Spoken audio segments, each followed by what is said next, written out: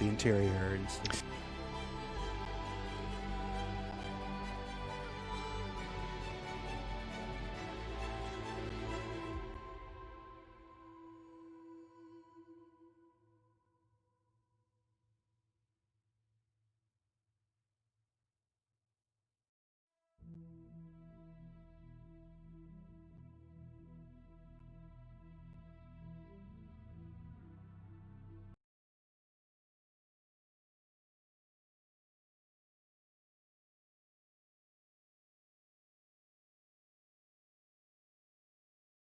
Buenas a todos, chavales.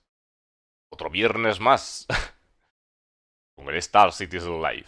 En este caso son preguntas y respuestas es una edición especial, ¿no? Del IAE Free Fly, de preguntas y respuestas sobre naves. Así que dentro asunto.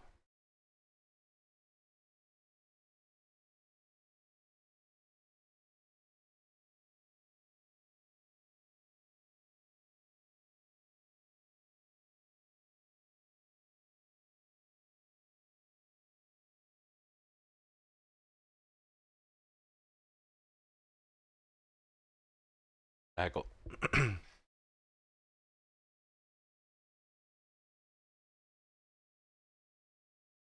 Y Chinaro, ¿qué pasa?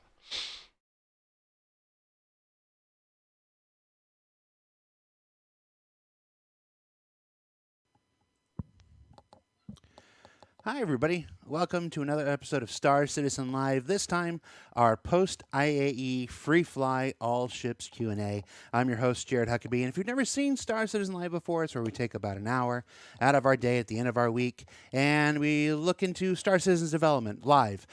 Sometimes we explore the process of creating a thing with our developers. Sometimes we put our team members to the hot seat and make them answer questions directly from you, the Star Citizens, and that's what we are doing today. So we're going to jump right into it. Our guest for our post-IAE Free Fly All Ships Q&A are two vehicle directors, or two directors related to the vehicle-ishness. We'll start with John Crew. John Crew, tell us who you are and what you do for Star Citizen. Hi, I'm John Crew. I'm the Vehicle-ish Director. Vehicle-ish Director. So I look after all the vehicle teams. All right. And Ben, you've been on Star Citizen Live once before, back when you were the props art director, but you're joining us here today. Who are you and what do you do for Star Citizen? Yeah, so I'm the other vehicle-ish director, but the art one. Ben Curtis, I am the vehicle art director.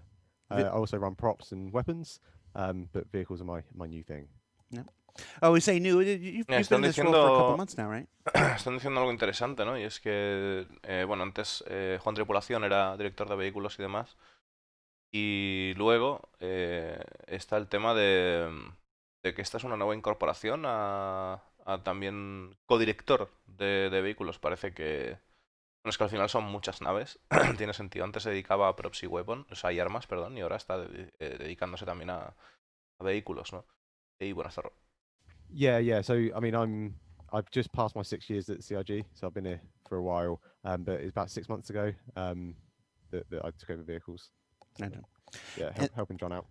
And then for those of you who watched a long time, we still have Paul Jones. Paul Jones is still one of the Star Citizen's art directors. The division of labor there, as far as ships go, is Paul works on the concept side, and then you work on the implementation and building. Yeah. So like a lot of the time, like Paul works with the concept to kind of get that initial vision going, and then once that's kind of everyone's happy with that then comes to myself and to John and to the art and design teams and all the other teams to actually take. Ya está comentando de que una vez Paul, que sigue siendo el que hace el calvito de barba, ¿no? Que hace los conceptos de naves, pues, o que dirige el tema de conceptos de naves, luego pues pasan a estos dos, ¿no? Para la implementación en el juego. In Star Citizen, well over 150 some odd at this point. I should have counted beforehand. For today's show, we are focusing almost primarily on the flyable ships, since we just had our IAE free fly. We will dive into some general ship related questions. We will dive a little bit into some ships that haven't quite made it flyable yet. But as far as where our focuses are, it's on the También se van a responder preguntas o van a navegar por naves que todavía no han salido, no solo en las naves que están ahora mismo listas para volar. Star Citizen concept ship. There is a specific Q&A being put together for that. So we will be doing no Perseus related questions today because there's already a whole other thing dedicated to that. And we want to save our time for everything else here. So our categories today, we got questions for flight ready ships. We got questions for general ship related aspects. Ahí dice que no hablarán de la Perseus en estas ediciones del live porque tienen una sección separada pronto, ¿no? De las preguntas y respuestas de la Perseus. And jump right into our flight ready ship questions. If you're watching live, you can submit your questions with the word question in capital letters surrounded by brackets, and we'll pull those out and we'll start adding those in. Again, of course, provided that they apply to the topic of the conversation. And I do want to say right off the bat, no when questions. If this is your first Star Citizen Live broadcast or your 50th, we don't address when questions. We have an entire roadmap dedicated to that at robertspaceindustries.com/roadmap, where all when-related stuff is addressed there. Está diciendo de que no hacer preguntas de cuándo esto, cuándo lo otro, que tenemos una sección preparada para sacar el roadmap, ¿no? Al final de este año. Fuel consumption is intended, as some folks have heard through Spectrum. Why are they so much higher than other ships in a similar class? And if that's how it's supposed to be, will other ships be rebalanced up to this seemingly new standard?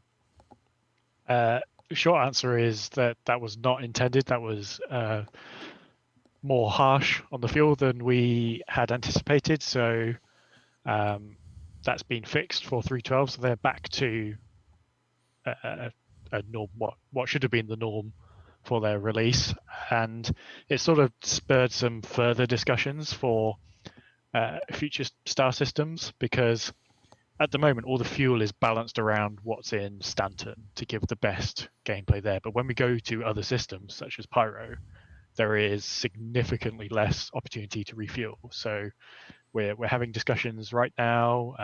Está comentando aquí una cosa importante, y es que dice de que le hace la pregunta de qué pasa con el consumo de combustible de la Nomad y de la Mercury, ¿no? Y comentan pues que en realidad no era intencionado ese gasto, no estaba planteado, y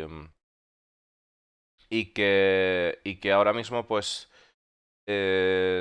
volverán a ser como la o sea, la 312 parece que ese problema ha sido resuelto o va a ser puesto en lo que sería la norma, aunque no están seguros de cuál debería ser esa norma.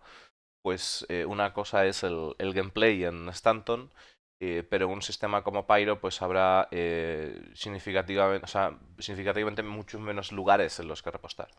People like Todd and Tony to go over, right, what's the range time that we're going to support here, and then we'll be balancing the ships around that so it works in a multi-system behavior rather than just contained to the standard system. So everything that we have at the moment is sort of designed for what's in the game right now, but we want to move to a more future-proof system where ships can go for, like, the Nomad and Star Runner were particularly wrong, but the idea is not to be like you've only got 40 minutes of fuel, so make your best of it. We're talking like an hour, 2, 3, 4 is your default range before you need to start considering fuel refueling. Okay. I think I don't have anything to add. Claro, o sea, la idea sería de que a partir de una hora o a 3 a 4, ¿no? Pues empiezas a tener que plantearte el refuel, ¿no? De que tienen que hablar hablaran con Top Papi sobre el tema discutiendo sobre Top Papi, sobre el tema de qué es lo que va a pasar realmente con todo el tema del combustible. Pues tienen que buscar una solución que sea multisistema, en el sentido multisistema de estelar. O sea, no que se adapte a diferentes sistemas y tratar de buscar un punto interesante para eso, no solo basándose en Stanton, en el gameplay de Stanton, ¿no? Tanto consumo de naves.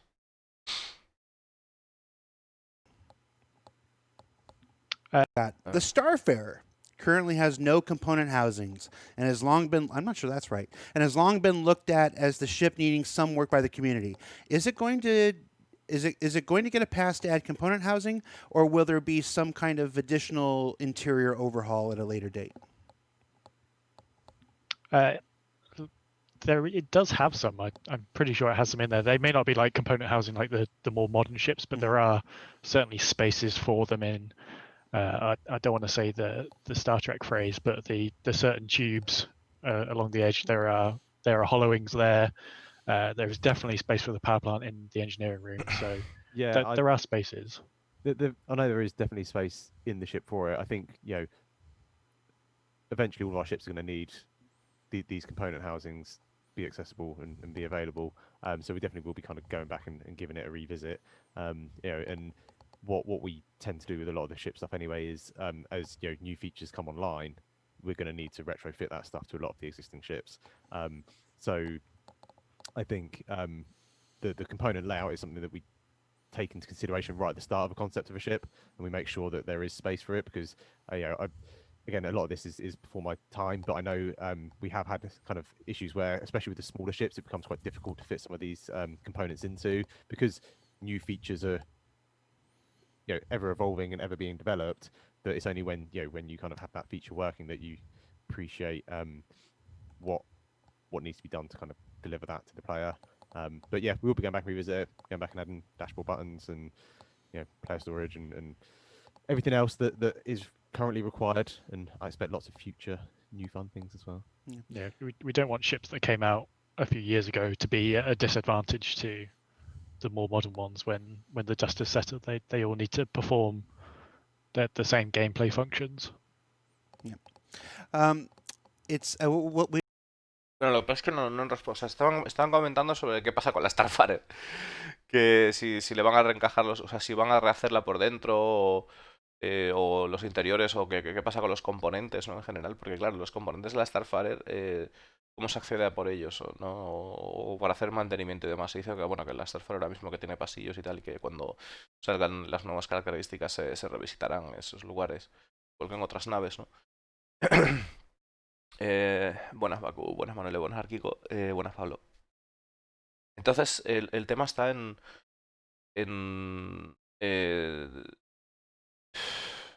que, claro, la Starfarer, la verdad, está hecha un desastre. Yo pienso que está hecha un interior.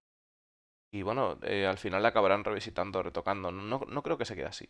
No creo que se quede así, pero tampoco han dicho que vayan a hacer ningún retoque. Me parece que es una nave que por lo que están comentando va a estar un tiempo así hasta que realmente se toque el palo del refuel, yo creo, ¿no? Están esperando realmente para eso. O sea, una vez tengan diseñado el refuel y la captación de hidrógeno del ambiente, de la atmósfera o de las nubes de gas, yo creo que es cuando realmente se van a plantear el retocar esa nave. We have a question related to this later on, so we'll get into more about the topic of keeping these ships up to date and making sure the old ones match up to the quality of the new ones.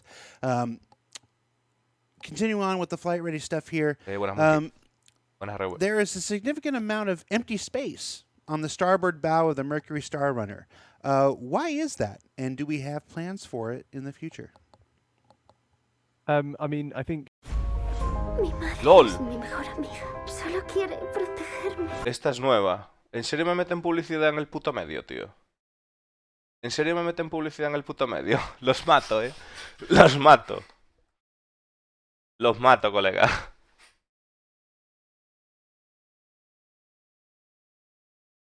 Me parece la hostia, tío.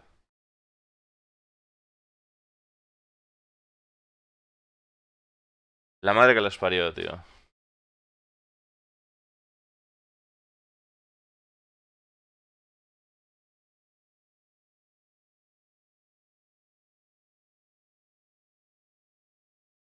Esto es en Twitch. En puta Twitch, tío. Yo es que flipo, tío. O sea, me meten publicidad en el medio, zasca, ¿sabes? Pero me cago en la leche, tío. O sea, pero qué cagada. Qué cagada, por favor.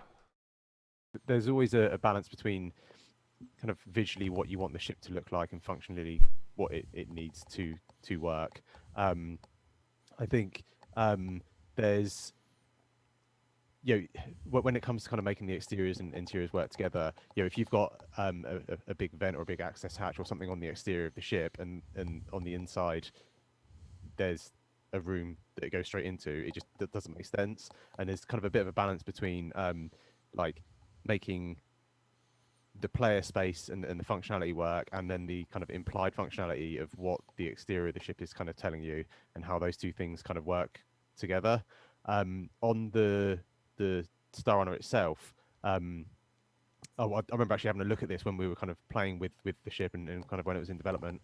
And although there does look to be quite a large kind of dead space at the front of it, by the time you take into account all of the player metrics and the size we need to actually fit additional rooms in there, it does start to get a little bit tight with a lot of intersection kind of in the exterior.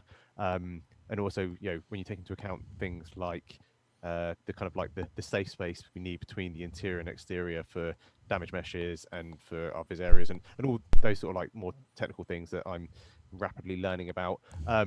There's it's not sometimes as easy like, can we not just move this room back a few meters and get a bit more space?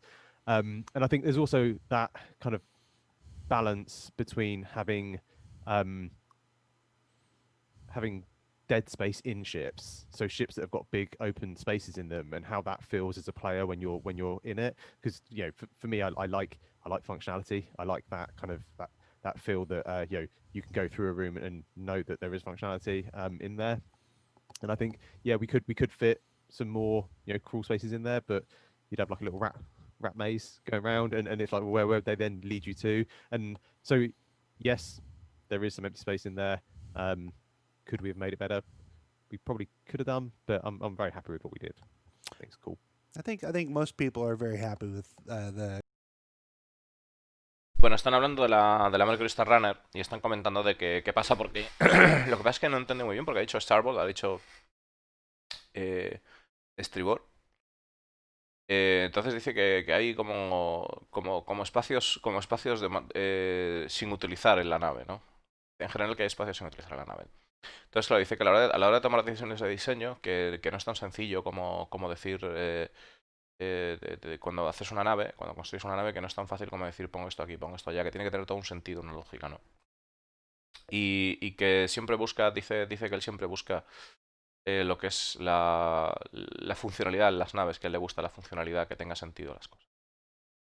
Que sea aprovechable el espacio. Dice que sí, que probablemente haya unos cuantos espacios en la Mercury Star Runner donde podrían haber hecho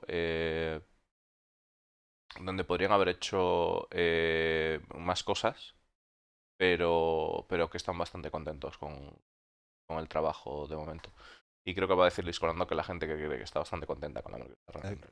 Mercury Star Runner, it's been a fan favorite ship since it was first introduced, and and I know there were a lot of. We did the thing last week on IAE where I tried to even mention everybody that worked on the ship, and I still missed people. It's definitely a. What's the phrase? I think John said it. It takes a village. It takes a village to make these things, and in the unique challenges of Star Citizen, having to make sure that the interiors fit the exteriors 1-1. It's not something anybody else has. The interior to the Millennium Falcon does not fit in the exterior of the Millennium Falcon, but they can fudge it, and we can't. Continuing on with the Mercury. Está diciendo Discolando que realmente que es una de las naves por la que está impresionado y que se necesita todo un pueblo para construirla. Que dice uno de sus colaboradores, uno de los colegas de trabajo, que se necesita un pueblo entero, ¿no? Pues mucha gente trabajando. Y yo creo que la pregunta viene dada por la parte de Starboard Port, creo que dijeron. Entonces digamos que la nave sabemos que es asimétrica y que lo que es la parte de la habitación de las viviendas hacia adelante y o sea lo que está entre la habitación y la cabina de mando, ese hueco como que está sin utilizar, y es cierto, está sin utilizar, ¿no? Y nada, pues qué es lo que hay. O sea, básicamente. Mercury Star Runner questions. Is it possible that we may see a second exit added to the Mercury Star Runner in the future. The ship's kind of a major fire hazard at the moment. One way in and Y luego también hablando de que, bueno, la mítica de que el halcón milenario pues es más pequeño por fuera de lo que realmente es por dentro. Que dentro es mucho más grande, pero eso es otro tema, ¿no? Dicen. Tal. Y siguiendo la conversación con la Mercury Star Runner, hablando sobre la posible otra puerta, ¿no? Al exterior, otra salida al exterior, si va a haber otra salida al exterior en la Mercury en el futuro. out. Yeah, I think that's it's something that was probably a bit more of an oversight on our part than intentional. So we can certainly. I watched the first few videos come out and was like, how did we miss this? Not quite sure. I don't know, but yeah, maybe that is a use case for some of the dead space, but we'll see. I did enjoy the Reddit trolling of Yes, the person who added the bottom hatch, and people got excited, and it was like, that was just Reddit. Talking about Claro, entonces dice que cuando estaban viendo la nave, que como es algo que se le pudieron olvidar a la hora de hacerlo y que definitivamente ese punto que estamos hablando ahora de estribor en proa, estribor proa, ¿vale? De que ese punto que están hablando sin espacio, que quizás piensen una manera para darle uso y que sí que parece ser que en el futuro pues la intención sería ponerle otra salida a la nave, no solo por la parte de atrás. Interesante. changes to ship interiors, the Origin 600i. There's been talk in the past about an update to its interior. Do we have anything to share at this point? Nothing super tangible, but I have had a designer go through it and come up with a proposal for how we want to redo the interior. The exterior less so. The exterior is in a pretty good shape, but the interior definitely suffers from some weird traversal routes. Stuff like Ben mentioned about just huge spaces, but they're huge spaces that don't really do anything. And then adding some functionality in that should have been there from the start, like a docking collar. So design-wise, we're doing the pass on that, and then it will need to go to concept because it's not as simple as just take a look at the 890 and just copy paste that in. Job done. There is some finessing that needs to go on there. Yeah. And I think that's it. Like there's a space for big open ships. Like that's definitely a thing. You take the 890 and that's has its functionality or has Un momentito. Stuff like Ben. That was just Reddit. Talking about changes to ship interiors, the Origin 600i. Don't really do anything. And then adding some functionality in that should have been there from the start, like a docking collar. So design-wise, we're doing the pass on that, and then it will need to go to concept. Claro, están hablando un poquito de las 600, ¿no? De que dice de que pues ahora mismo que se sienta que se siente un espacio muy vacío en las 600 y que no van a hacer simplemente el pillar la 890 y hacer un copiar-pegar, ¿no? Que hay falta funcionalidad esencial como sería un collar de acoplamiento, pues una puerta de acoplamiento, ¿no? Y que bueno, pues que tendrán que revisar el concepto y demás. Because it's not as simple as just take a look at the 890 and just copy paste that in. Job done. There is some finessing that needs to go on there. And I think that's it. Like there's a space for big open ships. Like that's definitely a thing. You take the 890 and that's has its functionality or has its purpose in the verse. So there is definitely a space for ships that are roomy. Mm-hmm. But that it's not one solution for every ship, every manufacturer. I think there's enough that there should be plenty of variation. Austerity has its limits, I suppose. Comenta de que hay espacio en el juego, ¿no? Hay cabida para naves que tengan habitaciones espaciosas, pero no es, digamos, la seña de identidad de la marca, ¿no? Comenta de que la marca debería tener sus variantes también. I got a number of questions about the Carrack here, so let's just take them one at a time. Any update to the armored cockpit shutters? They're still planned. They're not cut. It's sort of tied in with some of the other features of the character that aren't there. It's a case of we wanted to hit the deadline of releasing the ship. They had no real function at release, so we made sure they would work, so we didn't have to come back and do unnecessary work for them. But until they have a need that requires them, that we're not going to spend the time putting them in. Okay. The retractable antenna. Bueno, varias preguntas para la cara, la antena retraíble que estamos viendo, la antena retráctil que estamos viendo ahora, ¿no? Y también el tema de la cabina, de que, bueno, sabéis que la cabina de la cara pues va a tener una chapa de blindaje, pero dice que de momento que hasta que sea una necesidad que no se lo van a implementar. Same answer, but that one can at least be quantified with jump points, because they're for mapping jump points. So without jump points, then you can just raise an antenna up and down. Yeah, I was actually at the Max file recently and looking at it, I was like, oh, they're in, they work, but like John says, until that feature's in, and with some of the other things we've already talked about, until that feature. Con respecto a la antena, de que hasta que estén los puntos de salto, que nada, chavales, que no tiene sentido ir por las antenas por ahí en plan sin que esté la mecánica puesta, no implementada. Just the most annoying thing is spending time getting something like looking just how you like it, and then someone comes along and it's like, oh, actually, yeah, we need to change this now. You're like, oh, just thought I had that done, and you haven't.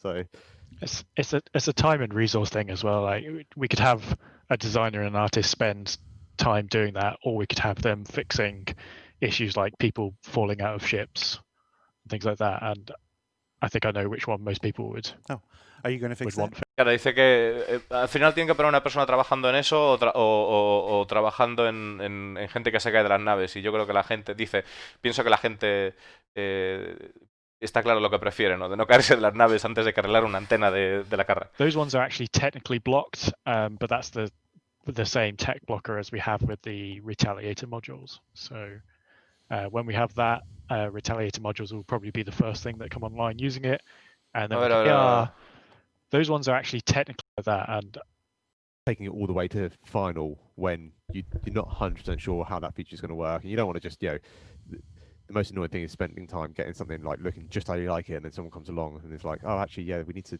change this now. You're like, oh, just thought I had that done, and you haven't. So it's a time and resource thing as well. Like we could have a designer and an artist spend time doing that, or we could have them fixing issues like people falling out of ships and things like that. And I think I know which one most people would. Oh, are you going to fix that? Want fixed? Sorry, I said, oh, are you going to fix that? Yeah. All right, and then I'm going to assume it's the same answer for like the underside pods. Yeah, still planned. They are. Those ones are actually technically blocked, but me cago en la leche que me he vuelto a perder por mirar a Monkey que hablando de las antenas. All right, and then I'm going to assume it's the same answer for like the underside pods. Yeah, still planned. They are. Those ones are actually technically blocked, but that's the same tech blocker as we have with the retaliator modules. So when we have that, retaliator modules will probably be the first thing that come online using it. Esto es lo que me quedé yo pillando. Claro, que dice de que cuando van a salir o sea, la parte de abajo de la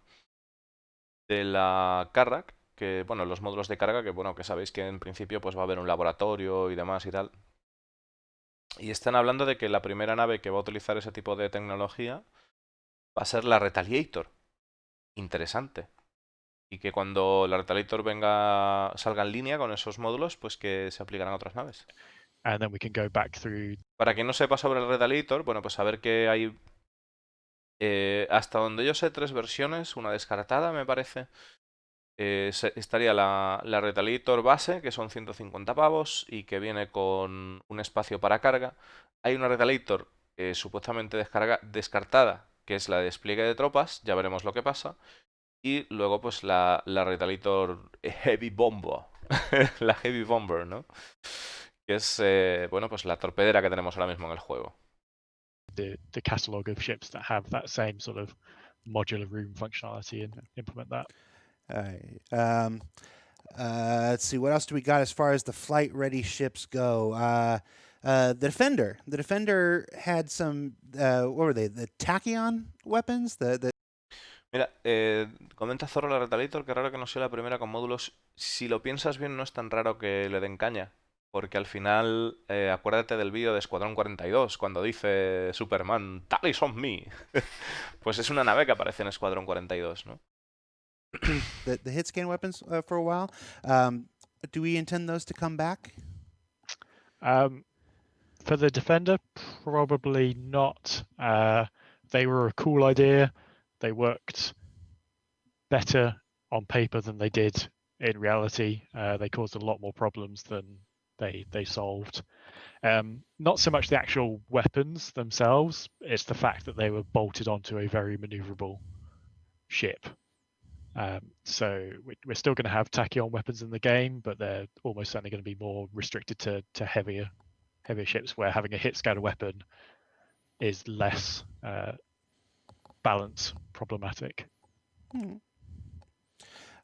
Hay una cosa que no me queda claro con lo que dice aquí, de que dice, bueno, de que qué pasa con la Defender y los caniones de taquiones, si van a volver a su forma original o... Dice que, bueno, que la idea era bastante guapa, pero que a la hora de ser práctica, no demasiado práctica, creaba más problemas de los que resolvía. Sobre todo con naves que tenían mucha movilidad y que los caniones de taquiones como que van a restringir su uso de alguna manera para naves más pesadas.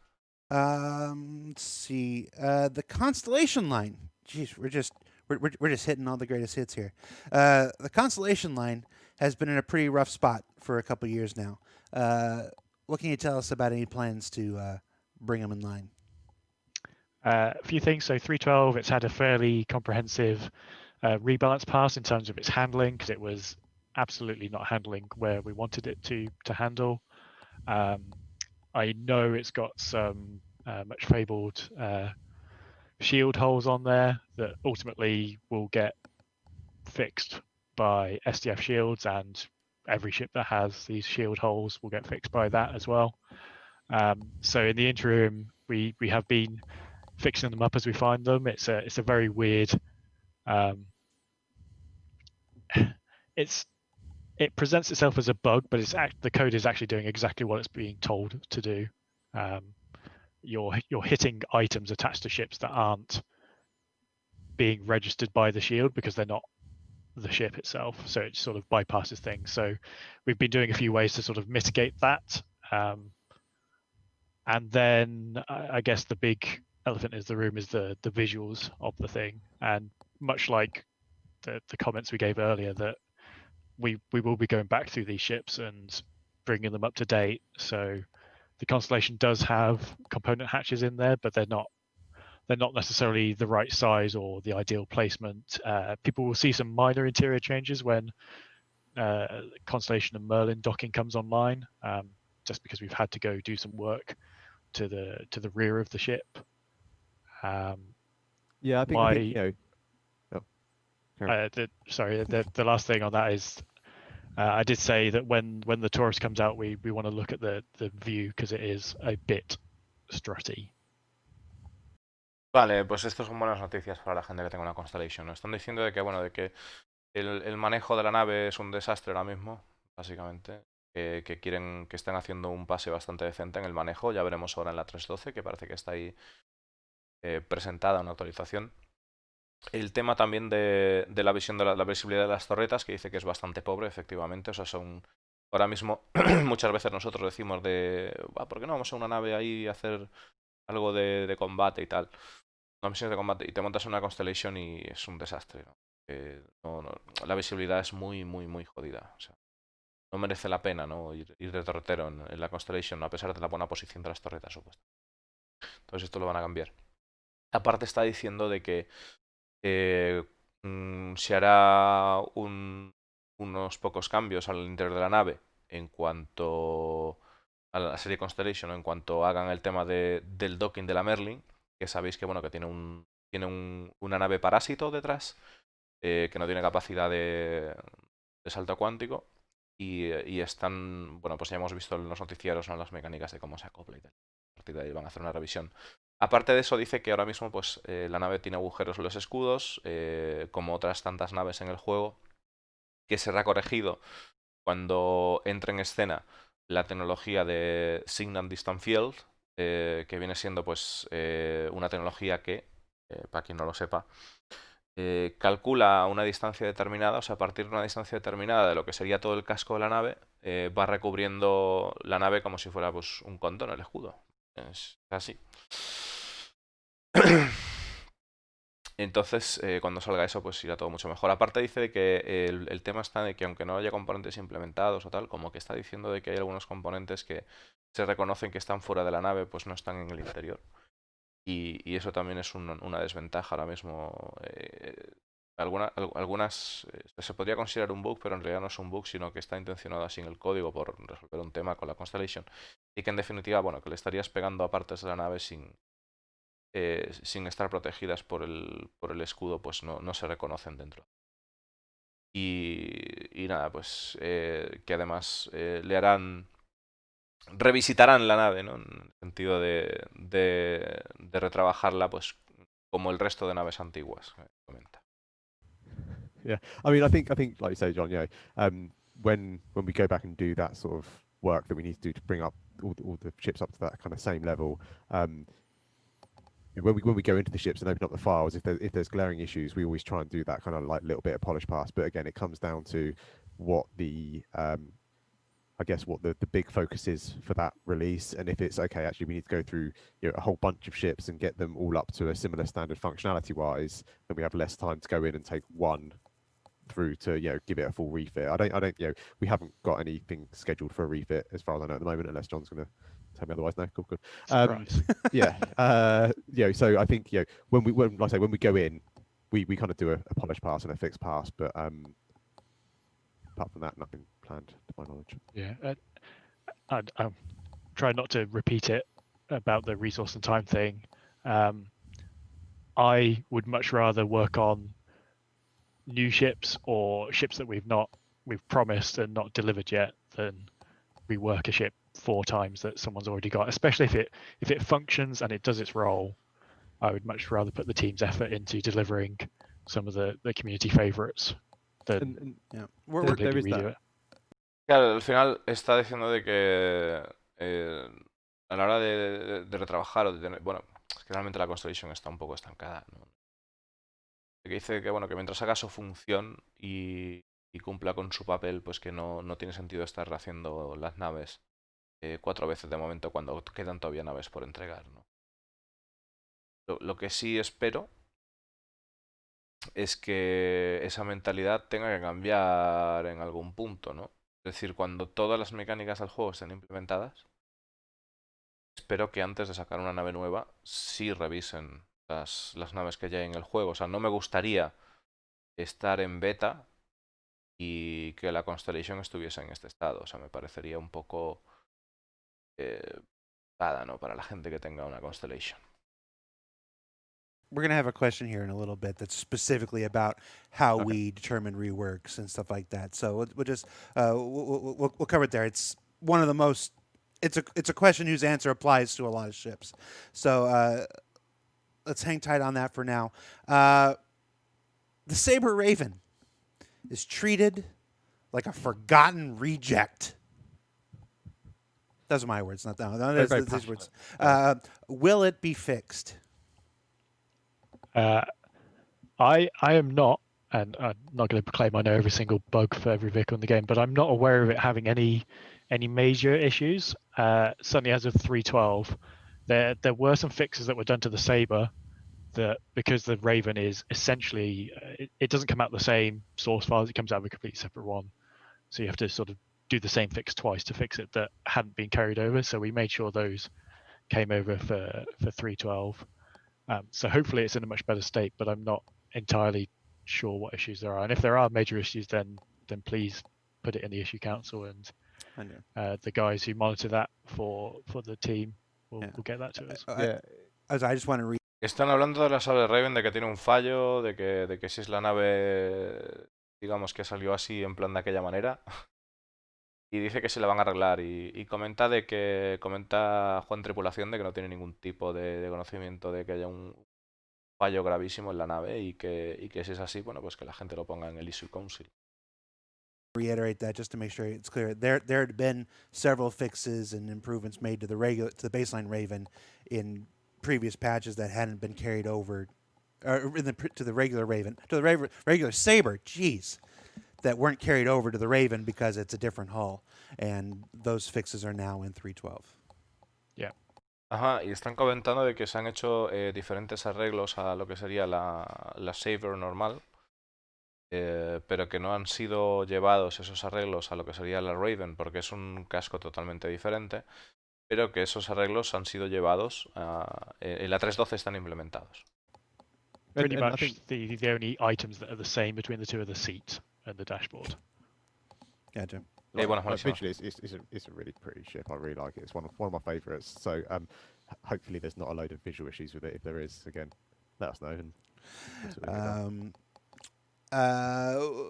Why does one of the Razor variants, they don't specify which one, why does one of the Razor variants have more shield capability than a Super Hornet?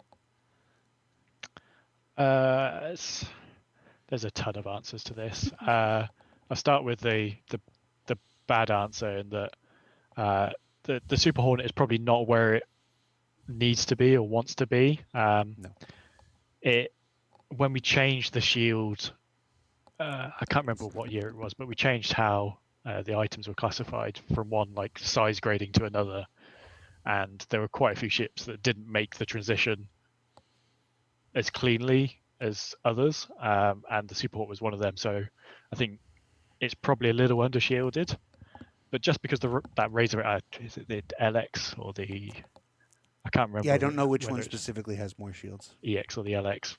One of them's faster, one of them's more shielded. But just because it has more shields doesn't mean it's like suddenly a super dogfighter, which the Super Hornet is. It doesn't have the armor, it doesn't have the weaponry. So it can be very easy to just look at the paper stats and go, this is better.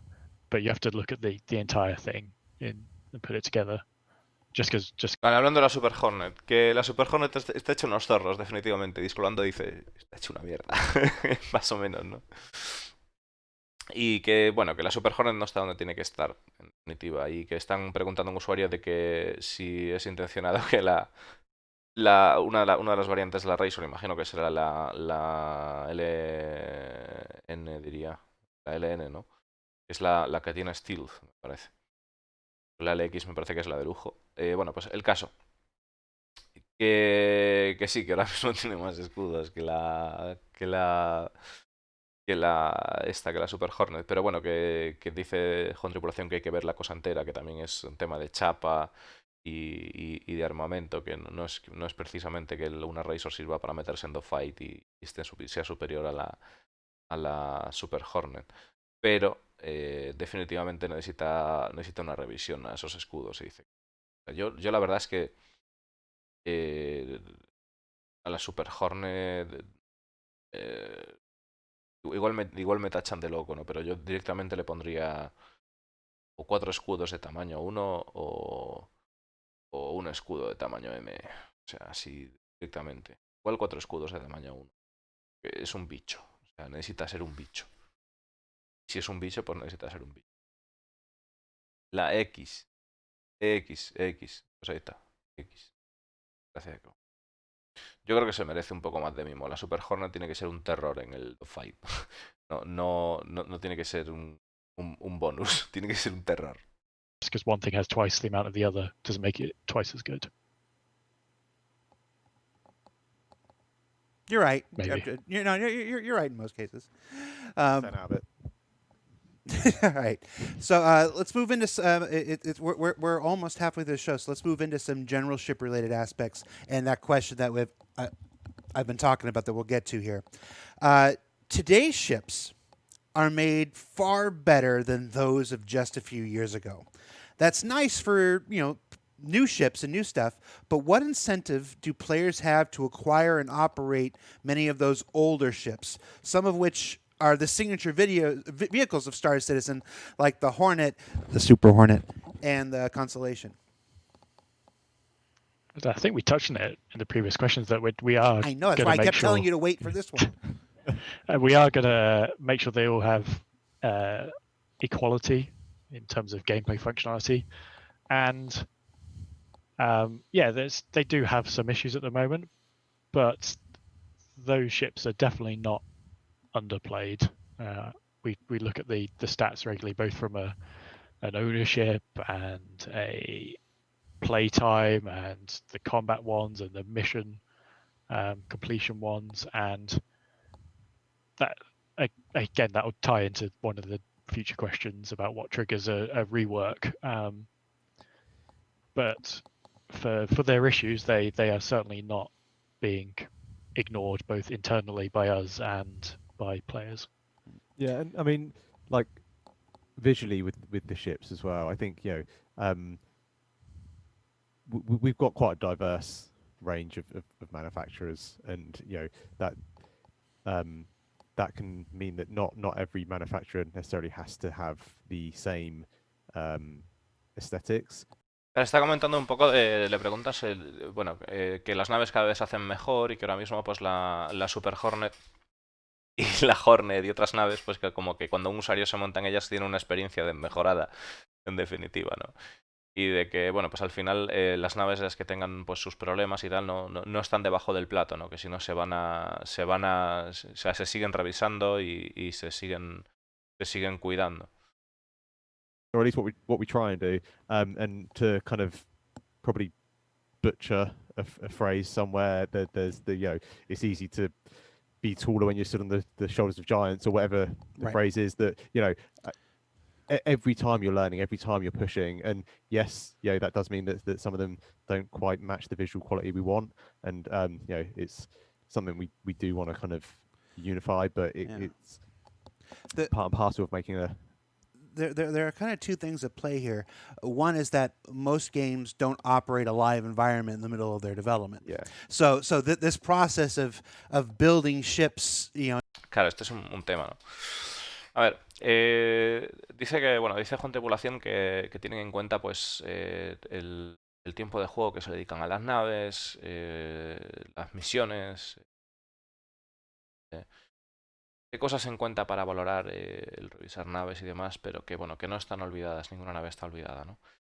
Pero que dice Discolando que claro, efectivamente es parte de un proceso de desarrollo, de que en la mayoría de los juegos no las naves salen antes de que, o sea, no tenemos la oportunidad de probar cosas antes de que el juego pues salga, ¿no? En este sentido, o sea, de esta manera, ¿no? Desde ya pues en el estado en el que está, de cada vez que meten una mecánica nueva estamos probando. Entonces al final, pues efectivamente pues son un vestigio, ¿no? del progreso del juego. O sea, es decir, tú te montas en una Hornet, te montas en una Titan y enseguida, ¿sabes? O sea, tú te montas en una Titan y te montas en una 100i y enseguida te das cuenta de que ha habido un proceso de cambio, de que ha habido un desarrollo de por medio, ¿no? Entonces, la gente que llevamos un tiempo, quizás nos demos cuenta de eso. La gente que llega nueva, quizás se encuentre con una nave que la vea venida a menos, quizás. Pero al final supongo que esas naves pues recibirán su pase. Y en el momento que decía Juan Tripulación, ¿no? En el momento que vaya implementándose más características, más funcionalidades al juego, pues en definitiva saldrán versiones mejoradas de estas naves o sean reversionadas. Hemos visto ya casos claros, ¿no? Tenemos la Cutlass, por ejemplo, tenemos la Avenger Titan, bueno, la serie Avenger en general, que a pesar de recibir su reward todavía está, yo creo que necesita un poquito más de mimo. La Cutlass ha sido increíble, o sea, ha quedado brutísima. No creo que necesite demasiados cambios esa nave, la verdad. O sea, yo creo que es de las naves que han retrabajado, pues me parece una pasada. Y pues nada, supongo que irán haciendo así poco a poco, según necesidad y según demanda, ya veremos, ¿no? And each successive one, learning from the lessons of the other one and getting better as you go along, is a normal aspect of game development. That's not just normal. It's how it's supposed to work. You're supposed to get better at this as you go along. It's just that for most normal games, that period where you go back and you bring everything else up to up to quality happens behind closed doors. When the game releases, they just, hopefully, if everything works the way it's supposed to, you see everything at the same quality at the same time. We don't have that with the model that we use. Things have to go out as we learn things. And then the second thing is one of the things I'm quoted saying quite often is like, for everybody that's in the chat right now, like, give us the Bounty Merchantman, give us this. I'm like, no, you don't want it now. You want it later. You want it, after all the lessons have been learned, after all the kinks have been worked out. It's like the longer it takes to make some of these ships, the better they ultimately end up being. La gran verdad, chavales. Están diciendo por el chat, danos la Merchantman, danos no sé qué, danos esto. Y dice Discordando, no, vosotros no queréis estas naves ya, queréis que tarden lo más posible. Cuanto más tarden, más lecciones habrán aprendido, más cosas habrán aprendido a la hora de diseñar naves y mejor saldrán y más espectaculares las veremos, ¿no? Y efectivamente, no creo que sea la intención de Discolando decir esto, pero sin darse cuenta está diciendo de que pues lo que veníamos diciendo hace tiempo, ¿no? De que en el Star Citizen pues va a haber varias fases de producción de naves, o sea, naves que sean pepino, o sea, naves que estén bien, naves que sean pepino y naves que sean el pepinazo, ¿no? Las naves que sean el pepinazo son las naves que ya serán todas con las mecánicas trabajadas, que con los interiores pues que tengan las herramientas de trabajo más desarrolladas. Las naves del principio pues son naves que son naves para probar cosas. Veas el caso de la Starfarer, que es un desastre, ¿no? Nadie lo puede negar. Y entonces al final, pues, si bien yo creo que pues esas naves acabarán recibiendo su lavado de cara, ¿no? Pero la primera impresión, realmente, la primera impresión que vamos a recibir de la Merchantman, cuanto más tarde en salir, va a ser mucho más pepino.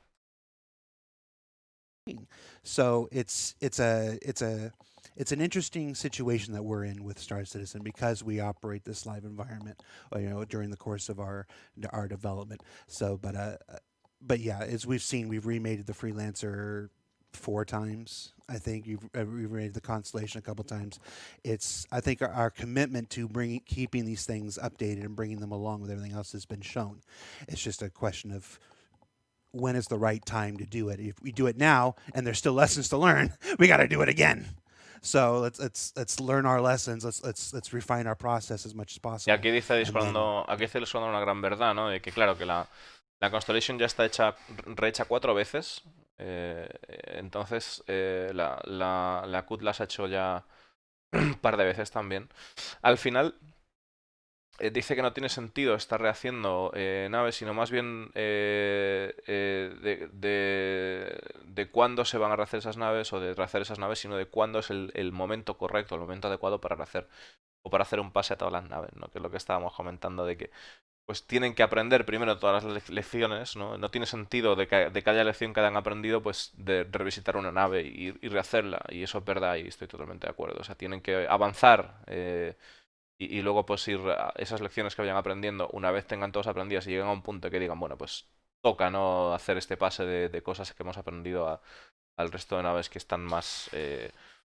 que son más antiguas, ¿no? Every ship will have its time. And Y that is cada like nave one tendrá of su momento, ¿no? I guess the luxuries of working on the project and using the model that we do is that we can be like super reactive to new techniques, and if we work out something that is easier and better and looks better, then we would jump on it. And I have worked on projects before where you could be coming right up to kind of GM in your game, and it's like, oh, but if we did it this way, it looks 10 times better, and we can do it twice as fast. It's like, yeah, but too late for that. You can't do that now, and you got to just write it off and use it for the next project. And Yeah, it's again to echo that, like where it's such a unique position that other games where you get it on launch day and you're super hyped, but for some reason you don't like this thing and you're like petitioning for developers to change stuff.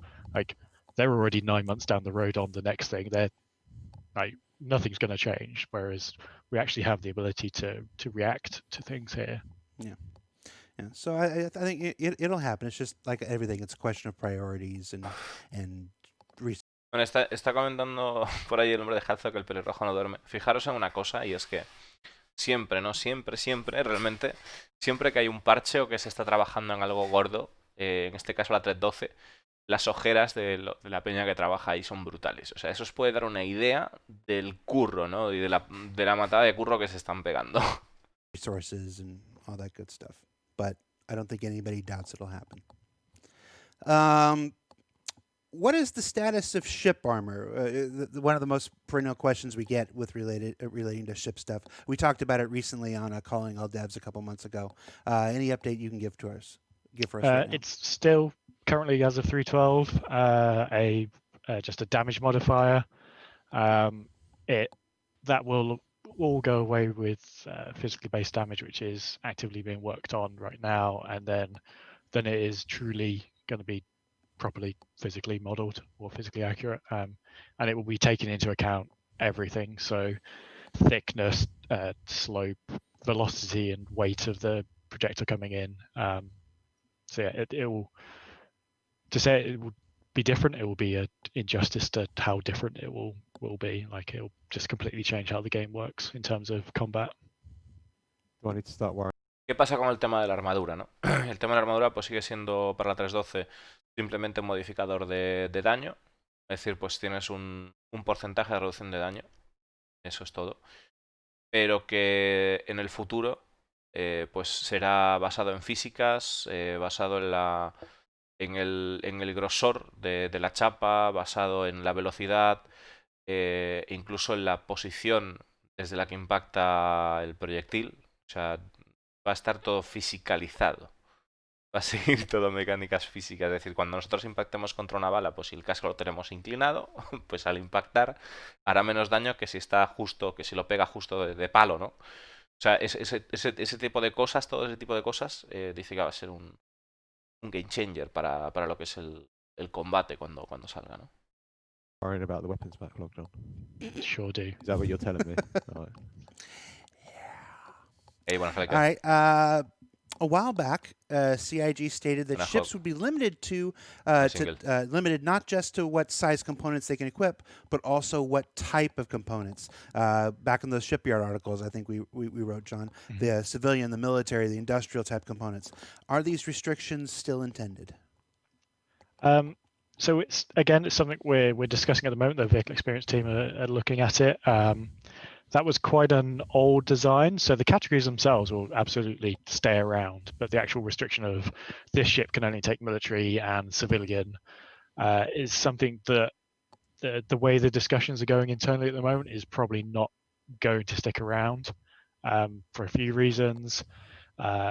It's an artificial restriction that doesn't really make any sense when all the components are all identical anyway. It didn't, in theory, and practice, really stop the people min-maxing loadouts because there was just so much variety in the categories anyway. And it sort of restricted upgradability of ships by going, like, Ben's team has made 5 million components, but you only get access to 50. It's sort of shooting yourself in the foot with long-term gameplay there. And from the balance. Interesante. Buenas noticias para esta amiga. Buenas noticias para la Kraken, supongo. Ya veremos, a ver. ¿Os acordáis que la Kraken decía que estaba solo limitada para componentes industriales y demás? Dice que están teniendo conversaciones internas sobre si los componentes deberían ser... O sea, la conversación de si debe haber ciertas naves que solo tengan restricciones o acceso a ciertos componentes, que no se está quedando por aquí, ¿no? Que no es algo que se vaya a tener en cuenta, parece ser, y que se está moviendo en otra dirección y que no tendría sentido habiendo tantos componentes y que al final pues la gente, pues siendo los componentes del mismo tamaño y demás, que pueda ponérselos como quiera, ¿no? Al final es la dirección, y también que sería un problema también para el equilibrio de las cosas. Lo que sí voy a apuntar aquí una cosa, y es en el caso de la Kraken, que claro, que la Kraken en realidad lo que tenemos es una nave que tiene componentes capitales y esos componentes capitales pues forman parte de la estructura del casco. Si se pueden actualizar a militares sería pepinísimo, pero no sé, eso ya es más complicado, ¿no? Side just made things just harder to deal with. So we'll probably be getting rid of those restrictions. Not going to say absolutely yes or no right now. And when we do make a decision, we'll probably update those shipyard articles to have the latest and greatest Buenas, info. Yaulun. But the categories themselves will definitely stay the same, and each category will have upsides and downsides for it. And I think that John mentioned like the ship items themselves. They're long overdue a bit of TLC. I think I think it was 2.6 maybe. It was a while ago. It was when I was fairly new to the company. I remember having taken on those ship items, and we did a whole load of work getting them ready. And they've kind of not really been greatly touched since. And now we're getting to the point where we are adding them into ships, and having the panels open and stuff. I'd really like to see that stuff sort of like that game loop closed out and really kind of getting that stuff. I mean, we went through and made loads of sub items that go inside your ship, items that go inside your ships, and we've got a whole slew of them, and kind of getting all that stuff in working, feature ready. Be cool. Liberty in the chat says, "Is this show pre-recorded?" Yes. What else do we got? As it stands, the Carrack is the only non-capital ship with a med bay, and the Kraken is a capital ship without a med bay. Why don't more multi-crew ships have med bays of any tier whatsoever? La Carrack es una nave que tiene bahía médica y no es capital. Y la Kraken es una nave capital que no tiene bahía médica. De hecho, dice que la Carrack es la única nave que no es capital que tiene bahía médica. ¿Y qué pasa con la Polo? ¿O qué pasa con la Kula Red? No, pero eso ya es trolear. Pero si hay intención de que más naves multitripuladas tengan bahía médica, ¿qué pasa ahí? I'm pretty sure the Kraken will end up with one when we actually put it into production. That was almost certainly just an oversight at the concept stage. I don't think the Carrack is the only non-capital ship with a memory, because we have the Apollo and the Cutlass Red. Está troleando, qué cabrón, se lo soltó lo que acabo de soltar yo, qué cabrón, qué perro. A ver. A ver, espera. So pre-recorded? Yes. Espera un momento, vamos a escuchar lo de la Kraken, no me da tiempo. What else do we got? As it stands, the Carrack is the only non-capital ship with a med bay, and the Kraken is a capital ship without a med bay. Why don't more multi-crew ships have med bays of any tier whatsoever? I'm pretty sure the Kraken will end up with one when we actually put it into production. That was Pretty sure the Kraken will end with one. O sea que estoy muy seguro de que la Kraken terminará con una bahía médica cuando empiece la producción. Vamos a volver a repetir esto todos juntos, chicos. Venga. La Kraken va a tener bahía médica, loco. Cómo cambia el cuento, cómo cambia la cosa. almost certainly just an oversight at the concept stage. I don't think the Carrack is the only non-capital ship with a memory, because we have the Apollo and the Cutlass Red. I guess it's a bit vague what you call a med bay versus what you call a med bed, the different tiers of med beds. But it's certainly not intentional that there's just those three ships in the game only ever going to have them. But it is a supremely powerful feature to have in your ship. So we don't want every ship in its son having a med bed in there that you have as your mobile respawn point. So we do want to restrict the availability of those to ships that make sense. So the Kraken would make sense because it is sort of like a mobile space station. Ay. Dice, en realidad es una mecánica súper poderosa y no queremos que todas las naves vayan por ahí con un punto respawn y tal. O sea, no, porque o sea, tiene que tener sentido que la nave lo tenga. La Kraken definitivamente tendrá una bahía médica. Oh my god. The Carrack is a supremely long distance exploration ship where you're going to be out in the deep expanses of space a long time. But having it in the back of your Cutlass, like your bog standard Cutlass that you just chucked in there, maybe not. But the red, again, designed as an ambulance. So yeah, there will be a difference between, and I think we've shown sneak previews of things like the med gun as well. There will be other ways to heal yourself beyond a med bed going forward. So you won't need a med bed in the back of your ship if you break your legs on a planet. You'll be able to use other mechanics to heal yourself. Ah, esto es interesante. Dice que no siempre necesitarás una cama médica para... Si te rompes una pierna en un planeta, pues tendrás otras mecánicas para poder curarte. Y acaban de decir así a lo tonto, pues otra de las partes, supongo, de que te vas a romper una pierna en un planeta. Así que chavales, cuidado con los saltos. But medbeds will be primarily for the whole respawning aspect. Does the 890 jump have? 890. Dice que las bahías médicas serán fundamentalmente para todo el proceso de respawn. Aquí estoy un poco desconcertado. Un poco desconcertado de eso. O sea, no, me acaba de explotar la cabeza. Vamos a ver si en principio quieren que la muerte tenga sentido, que tenga valor y tal, como que proceso de respawn. Bueno, si estamos hablando de proceso de respawn, ojo con esto, hay que cogerlo con pinzas, pero si entendemos con el proceso de respawn de que tú pidas ser rescatado, efectivamente te rescaten y aparezcas, como se comenta en las preguntas y respuestas del Endeavor, de que si tú solicitas un rescate, en vez de abandonar el cuerpo y ser clonado, etcétera, aparecerás en una nave más próxima a la que tengas asignada. En el caso de un Endeavor, pues aparecerías en la Endeavor y luego tendrías un tiempo para poder pedir un transporte, para poder ir a lo que sería pues la zona en la que estabas o algo, o una zona de aterrizaje cercana, ¿no? O sea, no, igual aquí se puede entender lo de respawn, pero no es respawn. O sea, tienes que pedir un rescate, pues luego te llevan ahí y aparecerás ahí, supongo. Pero no van a hacer todo eso para que no sea teleport. Porque, claro, o sea, al final, si yo sé que hay una posibilidad de que en las inmediaciones haya posibilidad de rescate y demás, yo tengo que ir a mi nave rápido, pues se podría abusar de esa mecánica.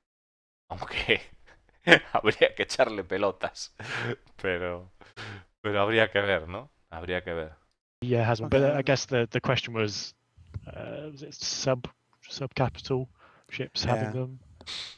Capitals tend to, because again, by their nature and size, they're often long distance, long duration. And then the ephemeral definition of what a capital ship is. We're not going to get into that here. Bueno, naves capitales pues van a tener, o suelen tener, ¿no?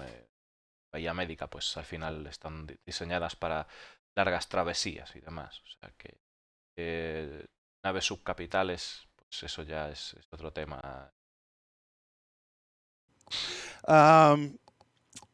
Any update whatsoever on player-facing ship modularity? Several ships are supposed to have a variety of player-swappable modules, some including entire rooms. You touched on the Retaliator earlier. Yeah, the tech for doing, I'll concentrate on the room aspect of it because it's the probably the most important and the easiest one to answer. The tech for having swappable rooms is being it is on the schedule for early next year. It's, to not give a super long-winded tech answer, it was blocked by moving some of our data from loose XML into our own DataForge format, so it could tie in with other systems, because those rooms, especially the Retaliated ones, have items inside them. So they needed to, when attached and detached from the ship, needed to be able to dynamically connect and unconnect from it, so the items inside would continue to work. So that was the reason. Vamos a parar aquí porque está soltando bastante tema.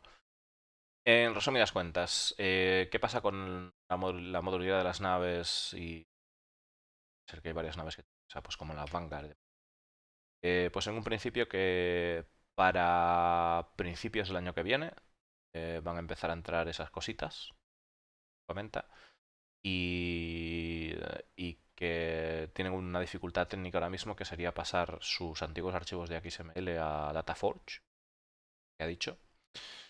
Y que está el tema de que hacer que cuando tú cambies un módulo, cuando hagas un módulo, pues que los componentes se conecten, digamos. Porque digamos, a la hora de programar, pues tienen que hacer que si tú sacas una pieza, pues esa pieza se vuelva a conectar al sistema, ¿no? O se reconecte, reconozca que pues tiene energía, coolers, todo el tema, ¿no? Reason why it's taken so long to do it, but that work is now scheduled, and when it's online, like I said earlier, the retaliators will be the first ones to have it proved out, because we have all the assets all there. Bueno, pues dice que, como he dicho previamente, la Retaliator será la primera en tener esto, pues tiene todos los recursos ahí y ese trabajo pues ha llevado bastante tiempo, pero está programado ya.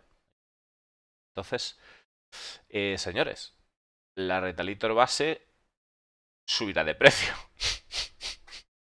Queda claro, ¿no? Vale 150 pavos, contad que quede sobre los 225. Ya veremos a ver a cuánto sube de precio, pero sí, va a subir de precio. Waiting and ready, and then Más que nada porque si sacan eso y la primera que lo hacen en la Retaliator, pues va a salir Flight Ready, la Retaliator base, que no está Flight Ready. Entonces saldrá, claro. once that's done, been in the game for a cycle, and we found any issues with it, we can start going and look at the other ships with it, that sort of stuff. I'm gonna do my thing where I roll back the idea that the retaliators are what we intend to be the first implementation, just with the realities of see Ben is like yeah, it was John, it happened to John, not me. It's just with the realities of game development, we know these priorities can change, but right now, yes, our intention, Retaliator, will be the first. At some point. At some point. Let's see. Kind of a similar question, I guess. What tech is blocking our ability for ships to save the current setups, such as MFDs and settings like firing groups and overclocking, so that when we respawn with a ship and get them back from our factory, our preferred setup comes back and we don't have to reconfigure every aspect of our ship again from scratch? Yeah. That's not particularly for the vehicle team to answer. That's more of the general persistence backend guys. But from the vehicle facing side of it, we want to. We've talked about this before, having the MFD rework, moving them away from their current system to building blocks, and as part of that, you're going to be getting a setting like ship settings screen that you can set all these things in, and then there's a single place that we can send off. Like here's this ship's settings. And it's just one place. Bueno, que porque cuando nos montamos una nave y configuramos las MFDs no se quedan guardadas y demás. ¿Cuáles son los bloqueos, ¿no? de permitir eso? Pues al final que no es parte del equipo de vehículos, pero sino más bien de persistencia en general y de la gente que está haciendo el building blocks. This answer may go into the same area then. For the past year and a half or so, ground vehicles cannot be loaded into vehicle bays that use lifts instead of ramps because they clip through and fall out. Can you tell us about the issue and if there's any fix on the horizon? It's definitely something the physics guys are looking at. It'd be really good if you could ever nail down one of those guys to get on here. I know they're incredibly camera shy because they can explain it really well. But from my designer understanding of it, it is... What it's doing is it's teleporting or interpolating the lift as it goes up. And if you have a dip in frame rate, or the server has a dip in frame rate, or anything gets out of sync slightly, that one frame or 2 frames or 3 frames where it's out of sync, it's now the wheels are through the bottom of it, and it has a choice of which way am I going to push this out to get out of this collision. And sometimes it goes up the right way, and sometimes it goes down the wrong way. And then, as soon as one wheel's in, it's... Está comentando de que qué pasa con los vehículos, porque con los vehículos cuando subes en un elevador en vez de por rampa, que se caen para abajo, ¿no? está diciendo de que no es la persona adecuada para explicar eso, porque si trajera, dijo Lando, una persona que explica esto lo explicaría mejor, pero que desde su punto de vista como diseñador es una cuestión de la respuesta del servidor y bueno, de sync en general. Entonces, que cuando tú empiezas a subir al elevador, pues que el vehículo se desincroniza y entonces llega un momento que llega a un punto de colisión y entonces escoge dos formas de salir de la colisión, o para abajo o para arriba, ¿no? Y, pues si toca para abajo, pues el vehículo se cae, si toca para arriba, pues el vehículo se queda. En definitiva es eso. No, we definitely want this. You don't like ramps? I don't mind ramps. I just think lifts look cool. Like pressing the button and be like, shh. Yeah. I mean, I guess. You would end up with ships looking very similar. You'd have like the freelancer shape where it loads in the back, or the Right. carrack shape where it loads in Yeah, the and front, I or the think- I think- Starlifter where it does both. I think it definitely works on some ships, but there is that sort of a ramp takes up quite a considerable amount of space and has a big impact on the exterior because it has to arc down and be a certain length. Otherwise, you Un just get momento, problems un trying to momento, un get momento, in the un ramp. momento, un Ramps? momento. I don't mind ramps. I just think lifts look cool. Like pressing the button and be like, shh. Yeah. I mean, I guess. You would end up with ships looking very similar. You'd have like the freelancer shape where it loads in the back, or the Right. carrack shape where it loads in Yeah, the and front, I or the think- I think- Starlifter where it does both.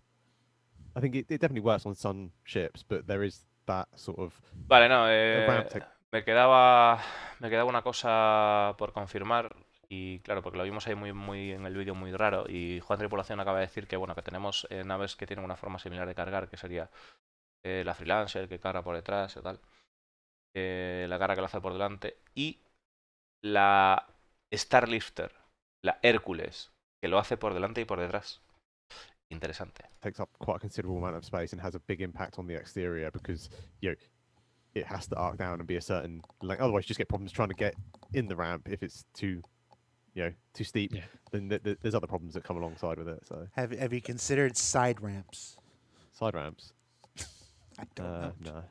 I mean, I'm trying to. We did have a concept ship where it has side ramps as part of the brief. I think it may have been the Corsair, but it never survived. Right, no, at one point in the Corsair, yeah. At one point in the It Corsair. had side ramps. But a good point on the ramp stuff is that we do have metrics for the angles, and we can't go over a certain amount, which means if you have a ship that has loads of stuff on the bottom of it, it's going to be 10, 15 meters up in the air. You have a 10, 15, 20 degree ramp coming off the back. It could be 50 meters long by the time it gets to the Yeah. ground, and then you've got somewhere to put a 50-meter ramp Yeah. in the ship. Yeah. The Yeah. Terrapin, I guess, has a side ramp too. Yeah. Yeah. It's just not big enough to load. I was going to say not big enough to load vehicles. I've in, seen but people I've seen put vehicles- exactly the second I didn't even get through it, and I was like, no, I've seen people do it. Take both the wings off and put something in. Yeah, and I mean, it's something that I've been talking about today with the lifter, and making sure that ramp's kind of fit for purpose, and it is long enough and the correct angle and everything, because you don't want to drive yourself in the back of it and just get wedged.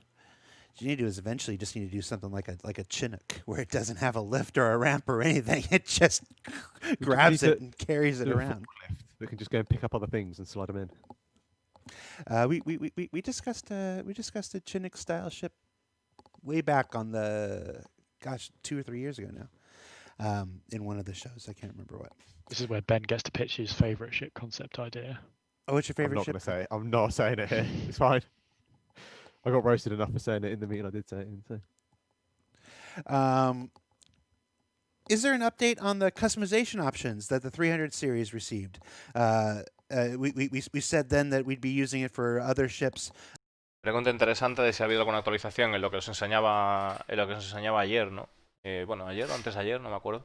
Sobre la personalización de la 300, si ha habido alguna actualización en eso para otras naves. Yo supongo que no, pero a ver que nos contestan. Then, is there more coming? What are our intentions? What can you tell us, if anything? Definitely plan to do more of them. It's a time reward thing. The 300 took a lot of development time because it was the first. We learned a lot of it from the dev side. We learned a bit from what players liked on the other side of it, what they didn't like, and it's really just finding another ship to do it on and release it on. because it does add time onto the schedule. So it's a case of we could release this ship at this date, or we could do it with customization, and it's 1-2 quarters later. And like, do we want to do that, or do we just want to have the ship out? So those discussions on it is definitely going to happen in the future, and absolutely going to happen for things like cockpit decorations. Yeah, I think the kind of like the decoration side of it. When we first started talking about that a while ago on the En resumidas cuentas, de que ese tipo de personalización, de que si quieres la nave que salga 1 o 2 trimestres más tarde o que salga cuando le toca salir. O sea, al final es más tiempo de desarrollo para la nave por tener que personalizarla todo y que es un tiempo que se pierde, ¿no? Entonces, como que de momento, que quizás para el futuro que eso está planteado y tal, pero que de momento que igual no es la forma de ir. Yo creo que tampoco, que aunque por mucho que molaría no darle esa personalización y tal, creo que es algo que tienen que esperar un poquito más para sacarlo, para no ser un cuello de botella a la hora de sacar una nave. once that comes online, we should start seeing a lot of that stuff. Were you surprised by how popular the coffee maker was? I'm not gonna lie, that coffee maker's given me a few headaches. Like Jens, who's on the program side of things, he's like, are we gonna? The coffee maker is working, isn't it? It is working, because I keep seeing images of it not working on Reddit, and it's like, yeah, it better be working. But yeah, everyone loves coffee. What can I say? I think we touched on this one earlier, John. Will there be a fix coming out for shield holes in the upcoming patches, like those of the Constellation lineup? If you just want to reiterate the answer. Yeah, here. so SDF shields will ultimately fix it completely. In the interim, we're just patching them up as best as we can.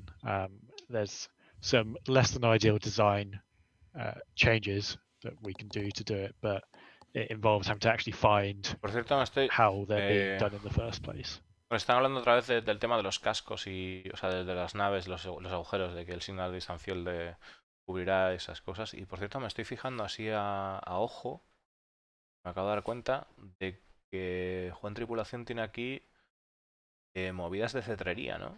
Tiene lo que sería el brazo este para apoyar al pajarraco, donde se posa el pájaro, y el cubrecabezas de un pájaro, ¿no? ¿Es posible? Interesante.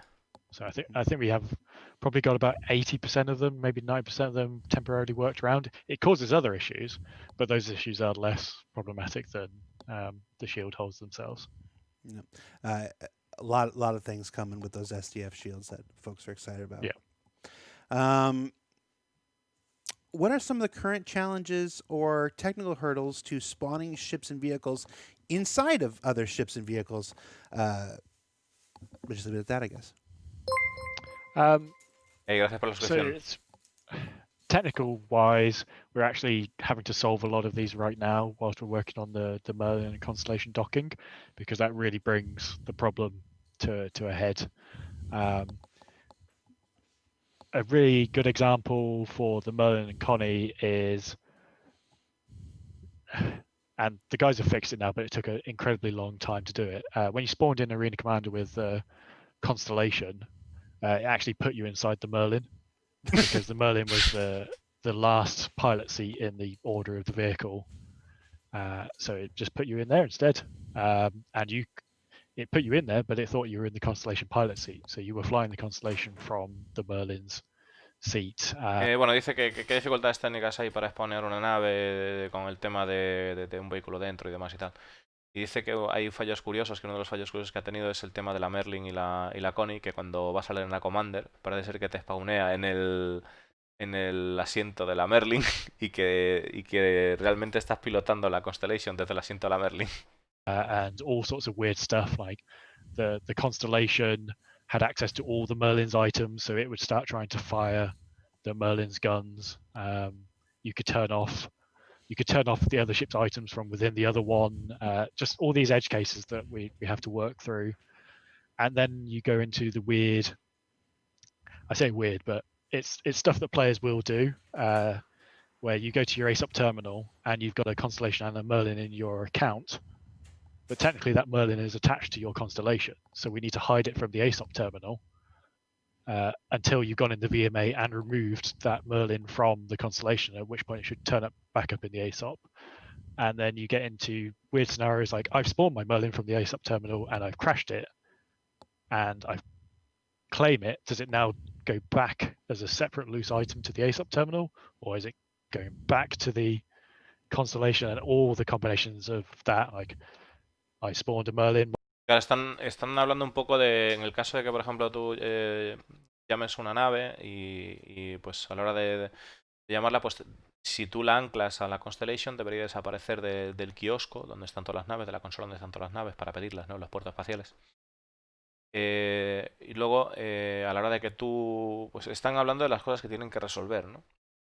A la hora de tú estrellar la Merlin, pues para poder reclamarla, tendrías que reclamarla en el kiosco, pero el reclamar el kiosco va a volver a aparecer de vuelta en la Constellation o va a volver a aparecer fuera, o cómo resuelven esos temas, ¿no? My friend has got in it.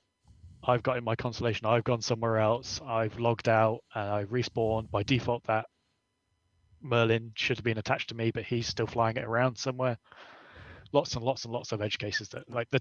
Claro, y luego el otro tema de casos, dice que muchos casos al límite, ¿no? De lo que sería de que tienen que resolver. Del caso de que tú vayas en la Constellation y vayas y la Merlin sea de un colega y se meta con su Merlin en tu Constellation y luego al respawnear el otro irá con su Merlin o se quedaría anclada a tu Constellation también. O sea, que son cosas que tienen que resolver. Technical side of docking and undocking the ships was relatively easy, and it's the time to spend on all these edge cases that we have to solve first.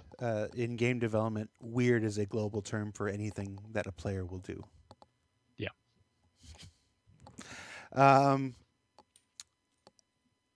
Let's see what we got from the chat here. How come the canopy bug that was once known for the Hornet series only has now infected virtually all single-seater ships? We'll just go from there. ¿Cómo? Hornet series only has now infected virtually all single-seater ships. We'll just go from there. It's weird that it only affected a few ships because it should have and did affect every single ship. So why it was like such a slow, like this patch it was this ship, and this patch it was this ship and this ship. It should have been all of the ships at the same time. And the 312 build that went to Uvacati the other day had a fix for it, but we had to roll that back because it caused some other impacts. But we're definitely working on it, and it absolutely shouldn't have been ship specific. It should have been any ship that required a part of the ship to move before you got in it. So any ship with a moving. Están hablando de que bueno, de que ahora hay muchas naves, o algunas naves, de que pasa que cuando te montas empieza a abrir la cabina y ya no, pasa en la Sabre, en la serie Avenger, pasa en la serie Hornet. Y dice que bueno, que en la 3.12 han sacado un parche en el parche de Bocate que han sacado, que están tratando de resolver y arreglarlo, y que debería estar arreglado para todas las naves, no sé, para naves en concreto. Es extraño que solo pase con algunas naves, sino con todas, ¿no? Que debería tener ese fallo todas las naves, y que bueno, que lo están intentando de corregir. Canopy, like the Vandal ships, where the sticks do something first and then the massage bed drops out. Cualquier nave que tenga una parte móvil, está hablando de las Vandal también, que pasa lo mismo. Would have been affected. Now, I just want to clip when you say it should have affected all ships, that you're not speaking about like an intention, like the bug was intended to affect everything. It was a systemic issue with the way that animations that attach to the cockpit, where it's like we were surprised that it only ever affected a small. Yes. Yeah, it absolutely was not intended that whilst flying around your canopy should constantly open and close. Like a hoopty. Yeah, or in the case of the Vandal ships, just dropping you outside the ship every now and then. But you said we had a fix in 312. We had to roll it back because it had other knock-ons that were unintended. Yeah, it had a strong chance of not actually letting you get out the ship again. So your canopy didn't open and close, but you could never get out the ship. Yeah, no, it was particularly Claro, dice que a la hora de resolver ese problema, pues que también se derivan otro, que tienen que tener cuidado de que una vez te montas, luego no te deja salir de la nave. O sea que tampoco la solución esa es lo suyo, o sea que tienen que resolver. Some general process stuff. How are ships prioritized? One of the most common questions that we get through all of these streams is how do we ¿Cómo determinan la prioridad de las naves? O sea, ¿qué naves se hacen primero, no? ¿Por qué hay esa prioridad? Replete with many instances of we're going to do this, and then we want to do this, and then we want to do that. That team will move from this ship to this ship, and we always have our intentions. And then 3 months goes by, 6 months goes by, those intentions change, those priorities change. Yeah. How does this work? There is no singular criteria for organizing it. It's a combination of what staff we have free to work on things. Like obviously, if we only had one person free to work on a ship, we're not going to put them on working on a capital ship for multiple years. About 2 months ago, so Q3 of every year, I sit down with the execs, so Chris, Erin, Tony, and some of the other directors like Todd and anyone that has like a vested interest in a vehicle coming out into the game. And we sit down and we look at the backlog of ships and go, right, what ships do we want to release next year? What is going to add to the game? And we give our these are our top 5, and then we go and see whether there's any consistencies there, and that usually pulls out a few. And then I go away and work with the production and go, right, you can only have one of these because this is a big ship. This is going to take all of next. Like you can have this ship, but that's the only ship you're going to get next year. And they go, well, I don't want that. So then we go backwards and forwards, and we spend a few weeks going like, we want this one, and we'll have these two. These will fit. We have this event at this date that needs this ship for it because of X reason, so that has to go in. And if we have any time left over, then it's sort of internal team choice of we have a 4-month period, so are there any small little ships that we want to squeeze in there, or do we want to look at doing a rework of a ship? And that's how it goes. In a lot of ways, it's vale, important os voy a to keep confesar una cosa, everybody chavales. busy. Mientras estaba hablando de eso me he quedado totalmente en blanco, pensando en una movida. Entonces no me he enterado de una puta mierda. Pero... Así que vamos a volver a verlo. A veces pasa, joder. A veces la vida es así. Erin, Tony, and some of the other directors like Todd and anyone that has a vested interest in a vehicle coming out into the game. And we sit down and we look at the backlog of ships and go, right, what ships do we want to release next year? What is going to add to the game? And we give our these are our top 5, and then we go and see whether there's any consistencies there, and that usually pulls out a few. And then I go away and work with the production and go, right, you can only have one of these because this is a big ship. This is going to take all of next. You can have this ship, but that's the only ship you're going to get next year. And they go, well, I don't want that. So then we go backwards and forwards, and we spend a few weeks going.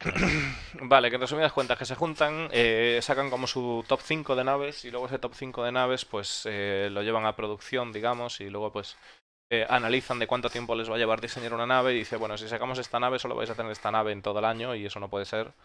Entonces tienen que volver a hacer y volver a replantearse. Es decir, si es una nave demasiado tocha, pues que no tendría sentido, ¿no?, de sacar solo una nave en todo el año. La cantidad de gente que tendría que trabajar. We want this one, and we'll have these two. These will fit. We have this event at this date that needs this ship for it because of X reason, so that has to go in. And if we have any time left over, then it's sort of internal team choice of we have a 4-month period, so are there any small little ships that we want to squeeze in there, or do we want to look at doing a rework of a ship? And that's how it goes. Claro, luego si tienen un poco de tiempo, pues mira a ver si pueden hacer un rework en una nave o tal, si les sobra tiempo. Pues buscan para hacer algún rework o trabajar en alguna cosilla así, ¿no?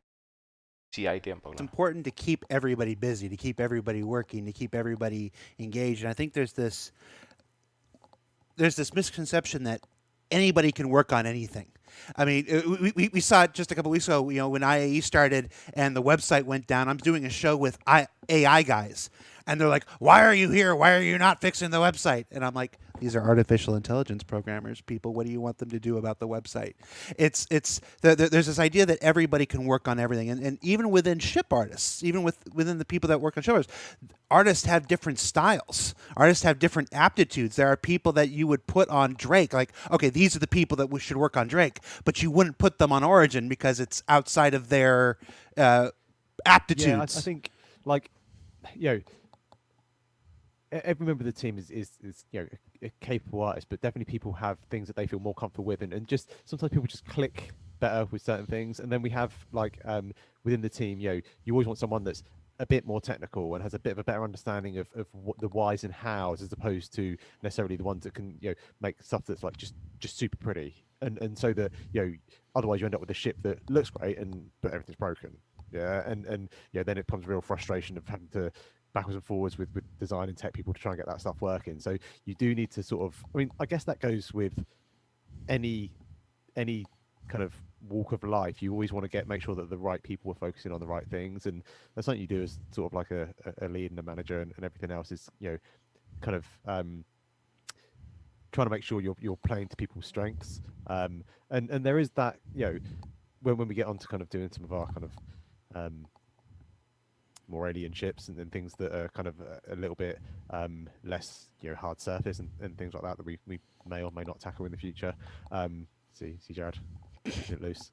But you know, there'll certainly be like a learning curve for a lot of members of the team with that stuff, and it might be that. En resumen, cuando te dices colando de que pues no todo el mundo puede hacer de todo, que hay gente que está especializada en hacer ciertas cosas y entonces por lo tanto es donde saca resultados. Refiriéndose a la hora de que es importante tener la gente ocupada, ¿no? Cuando está hablando de las naves, de pues que haya tiempo para hacer un rework o que haya tiempo para tal, cuando dijo yo, creo. Eso se refiere, ¿no? De que al final, si tú tienes personas, dice Discolando, que si trabajan en Drake, pues tendrán aptitudes para trabajar en Drake, pero no las vas a meter en Origin, ¿no? Y ahí habla el compañero, el director, de que la gente que está en el equipo de naves sí que saben hacer otras cosas, pero sí es cierto que o sea, es importante mantener a la gente trabajando donde se siente más cómoda, donde tiene más conocimientos, más aptitudes. De otra manera, pues eso se va a ver reflejado en el resultado del producto final que ellos sacan, ¿no? You know, certain aspects of the ship may require more specialist skill sets, so you have to make sure those artists are free and ready to jump on it. And then, yeah, I think it is just, I guess it's just about managing time. Sorry, I'm rambling. No, the manufacturer point is a really good point. We have, it was never intentional, but the different studios have sort of ended up being the go-to teams. Maldita sea, me vais a volver loco, ¿eh? Vamos a ver el maldito trozo del de Virpil, joder. Pero vamos a ver, pero si es lo mismo. Lo mismo, ¿no? A ver.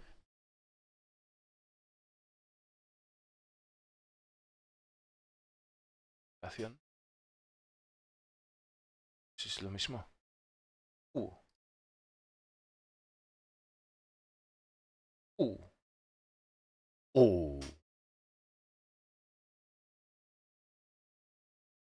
Dame un segundo, un segundito, venga ahora.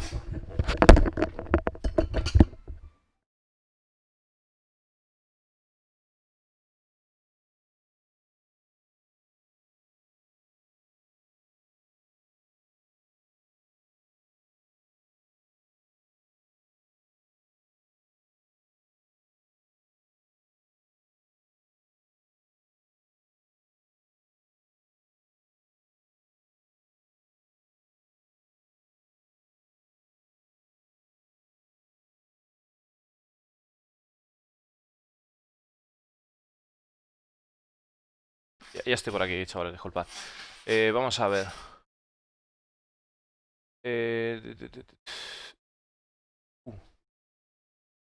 Y es lo mismo, ¿no?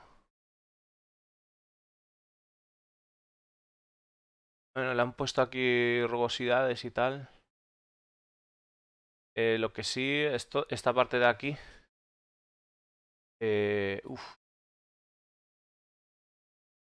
Esta parte de aquí es un poco...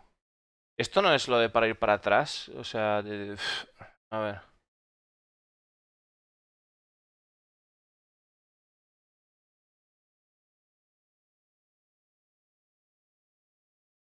First total axis, auxiliary axis.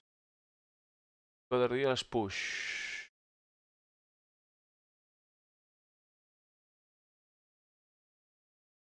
Lo vamos a ver después con detenimiento, chavales. Vamos a seguir con esto y acabarlo, venga. Si no, se nos va. Malditos. Mierda. Y... Sí, aquí. For different manufacturers, like the US guys are really good with RSI and Drake ships. So if we decided one year we wanted to only do RSI and Drake ships, those would primarily go to the US team. But there's only so many of them, and if the UK guys were given them, they'd be able to do it, but it would take them that bit longer versus if it was an Origin or an Aegis ship. So then that's where you see things start moving around, or we have an event where there was a request for one thing and it turned into two things, and that's a non-negotiable request that we suddenly need to adjust course and go, well, actually we're going to pause this ship for a bit, and then we'll do this, and then we'll come back to it. And then that's where where I do read the comments quite often where it said John Crew said this team is going to be doing this ship and then they're going to move on to this ship, and that absolutely was the intention at the time. Just something happened in the middle that caused that to be paused, and then they'll get back to it. I cannot stress this enough that when we do these shows, I'm on year 6 of doing these things for Star Citizen here. When we do these shows and when we give these answers, these are always our best understanding and intention of regarding things at this time. It's game development, not game construction. We're all learning as we go along. We're all discovering the best way to make the best damn space sim ever. You know, as we go along, we're always finding new ways. New people come on, they join the team, and they show us new ways, and they go, oh, okay, you know, stuff like this.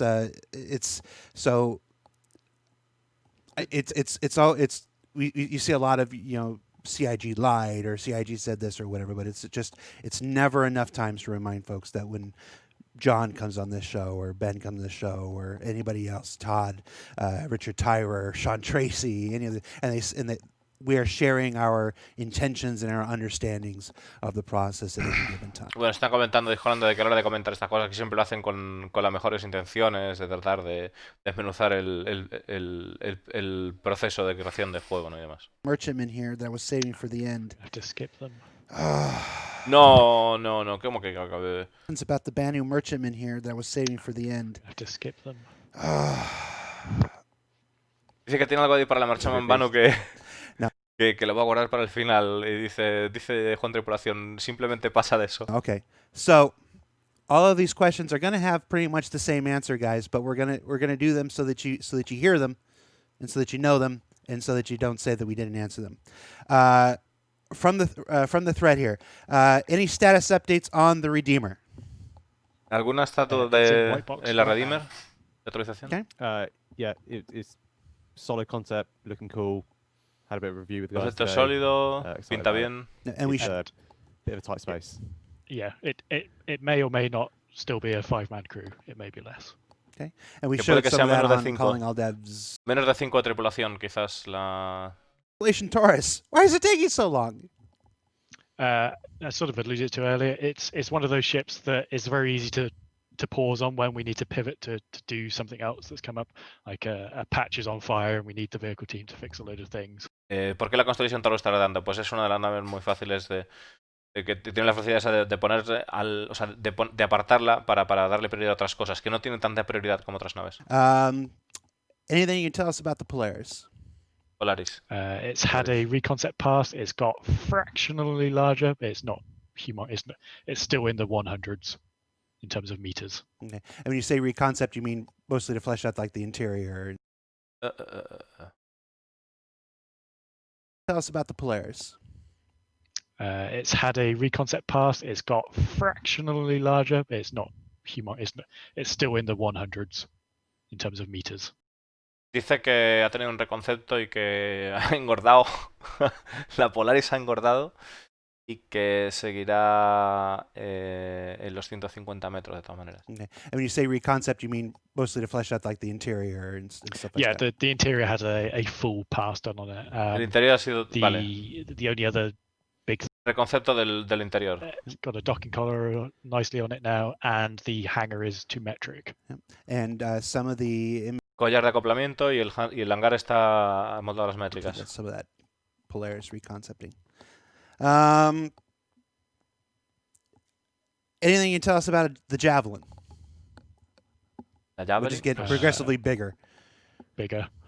Yeah, it's big. That's It's big. yeah. 500 meters of big. I think people saw it at Fleet Week. It's had some changes since then. Hull C. Es grande, 500 metros es grande. O sea, 500 metros. What the fuck? Hull C. O sea, la Be Hull C, real perdón. careful here. No active production on the content side. We have done some work on the Hull A concept, which may roll over into the visual of the Hull C. So the IAE holoviewers, you saw the actual reconcepted Hull A. But tech-wise, I've spoken about the blockers for it many times, and they are slowly going away. So docking is a big one that is on the horizon. Animating viz areas now works, animating grids now works, so we're sort of down to docking and cargo and a few minor other things. Yeah, cargo, a minor thing. Bueno, dice que el tema de la animación de la Hull C que ya funciona, que el tema de que en el holograma podemos ver un poco el concepto, que tienen que trabajar que queda por resolver lo que es el tema del docking y cosas menores como la carga. Y dice colando si carga. Algo que es de muy buena importancia en la serie Hull. Had a new concept. That's really cool. And then finally, the Banner Merchantman. Banner Merchantman. Cancelled. Oh, really? It's in concept again. Anyone that's a BMM fan knows that the concepts were quite different depending on which version you saw. So it's bringing them all in line, making everything fit in it. It has got bigger, but it is not gone up a landing pad size, so it's still in the same size category. It still has the same amount of cargo as it was concepted with, so we've not cut.